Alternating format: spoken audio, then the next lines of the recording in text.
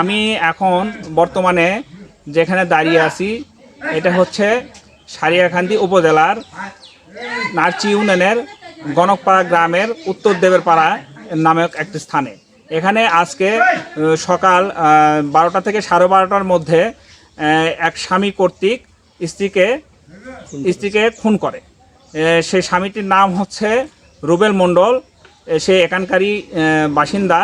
তার বউ হচ্ছে মিমিকে সে ছাগল জব করার যে দা বা চাকু থাকে সেই চাকু দিয়ে সে উপর্যুপরি আঘাত করে তাকে হত্যা করে। আমরা এখন এখানে তার প্রতিবেশী এক আপা আছে, ওনার কাছ থেকে শুনবো যে আসলে ঘটনাটা কি এবং কেন কিভাবে হয়েছে। একটু যদি বলতেন যে আসলে কি ঘটনা ঘটে। না, নানির বাড়িতে গেছিল, নানির বাড়ি থেকে আসে ওই বলে কোনো কাজেই না, কিছু না, মাথাটা তো অসুখ ছিল, তার কেরাবেন কি করছে আগে ছিল ভালো, এখন যে হঠাৎ করে যে কি হলো তো মাথা নষ্ট হয়। বউ সেই পিয়ারা আসলো, হঠাৎ করে যে কি হলো হয় তাই কোনো ঘরের মধ্যে নিয়ে যা খরচ দৌড় দিছে দিয়ে চাকু মারছে, এটা তো জানে না সবাই সবার জন্য।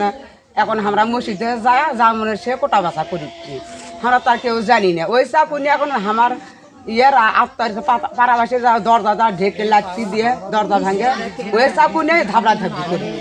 সবাই ভয়ে বড় চাকু দেখে সবাই ভয়েতে চলে গেছে দৌড়তে। সামনে পাড়া মানুষের সাথে দড়ি দেওয়া বাইন্দে গাছের সাথে বাইন্দে পুলিশের হাতে তুলে দিল।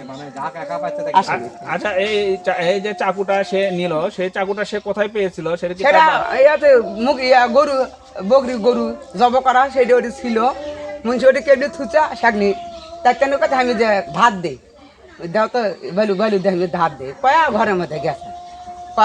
খানিক পরে অনেকক্ষণ চিকি মারি তো শাকনি যাওয়া দরজা শোক ভেঙে শোক ব্যয় হচ্ছে, ব্যয় হয় সবাই যা পাড়া বসে যা দড়ি দিয়ে ব্যান দিয়ে পুলিশের হাতে তুলে দিল।